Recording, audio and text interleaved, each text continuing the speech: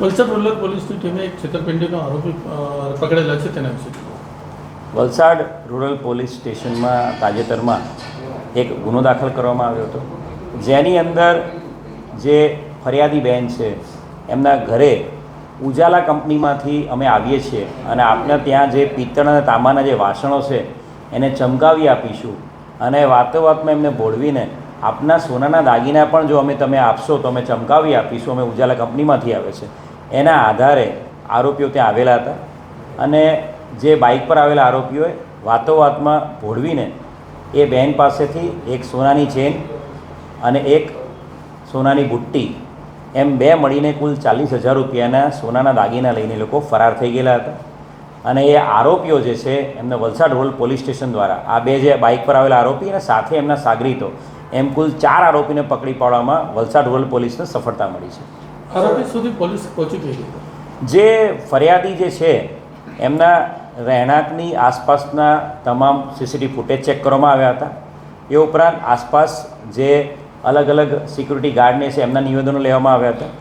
એ ઉપરાંત જે બાઇક જે હતું એ બાઇકની ડિટેલ તપાસ કરવામાં આવી હતી અને આ પ્રકારના બાઇક, આ નંબરના બાઇકે નાસિકમાં સર્વિસ સેન્ટર પર જે રિપેરિંગ કરાવ્યું હતું એ હકીકત મળી હતી, જેના આધારે એ બાઇક સર્વિસની ડિટેલના આધારે એમાં ઊંડાણપૂર્વક તપાસ કરતાં બાઇક સર્વિસ કરાવ્યા બાદ જે ફોન નંબર જે ક્લાયન્ટનો આપેલો હતો એ ફોન નંબર આધારે ગુજરાત પોલીસનું જે પથિક સોફ્ટવેર છે એ પથિક સોફ્ટવેરની મદદથી આ લોકો વલસાડ ગ્રામ્ય વિસ્તારમાં અહીંયા જે હોટલમાં રોકાયા હતા, હોટલમાંની હકીકત અમને મળી હતી, માનસી હોટલની, અને એના આધારે આ તમામ આરોપી સુધી આપણે પહોંચવામાં સફળતા મળી છે.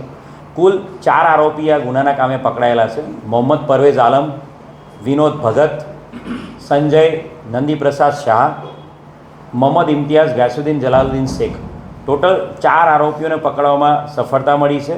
એની અંદર 3 આરોપી છે એ ભાગલપુર બિહારના વતની છે અને એક આરોપી છે મહારાષ્ટ્રનો છે. બેઝિકલી આ 4 લોકો મહારાષ્ટ્રમાં જ હાલના તબક્કે રહે છે અને 4 આરોપીમાંથી એક વિનોદ છે એની સેમ મોડસ ઓપરેન્ડીથી સોલાપુર પોલીસ સ્ટેશનમાં પણ આ પ્રકારનો ગુનો 2024માં કરેલાની હકીકત હાલ મળી છે. એક સારી સફળતા આ પ્રકારની વલસાડ જિલ્લા પોલીસ, વલસાડ રૂરલ પોલીસને મળી છે. આ ગેંગની એમો કેવી હોય છે અને આ ગેંગ ક્યાંની છે? આ gang originally Maharashtra side operate કરે છે અને આ ગેંગના વ્યક્તિઓ એકસાથે 4 થી 5 લોકો અલગ અલગ જિલ્લાઓમાં આવતા હોય છે. નજીકની હોટલમાં 3 સ્ટાર 4 સ્ટાર હોટલમાં રેન્ટ ઉપર રોકાય છે અને ત્યારબાદ એ અલગ અલગ સોસાયટી વિસ્તારમાં જે પોતાની પાસેના આઈ કાર્ડ, ઉજાલા કંપનીનું આઈ કાર્ડ પણ એમની પાસેથી મળેલું છે, એ ઉપરાંત જ્યોતિ લેબોરેટરીનું પણ આઈ કાર્ડ એમની પાસેથી મળેલું, એમની પાસેથી અલગ અલગ શેમ્પૂ, એની પાસેથી અલગ અલગ કેમિકલ પણ મળેલા છે. એટલે એ પોતાની પાસે પોતે ઓથોરાઇઝ જે તાંબા અને પિત્તળના વાસણોની સફાઈના ઓથોરાઇઝ એજન્ટ છે. એ પ્રકારની ઓળખ જે બહેનોને આપે છે. બપોરના સમયે જ્યારે જે પતિઓ છે બધા નોકરી પર જતા હોય છે તો ભોળી બહેનોને એ લોકો ટાર્ગેટ કરતા હોય છે.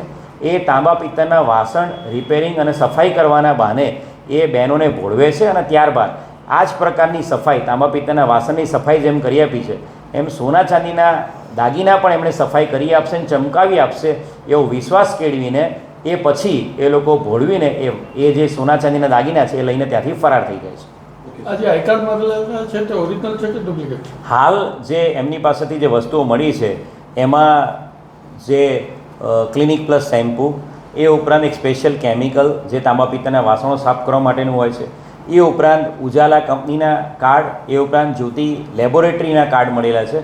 અત્યારના તબક્કે જે દેખાઈ રહ્યું છે એ પ્રમાણે તમામ આઈ કાર્ડ ડુપ્લિકેટ અને ખોટી રીતે ઊભા કરેલા દેખાઈ રહ્યા છે અને આ પ્રકારે કોઈ કંપની તાંબા પિત્તળના વાસણો સાફ કરવા માટે એજન્ટોને ઘરે મોકલતી હોય એવું પણ અમારે ધ્યાને નથી, પણ વધુ આ લોકોની પૂછપરછ હાલ ચાલુમાં છે.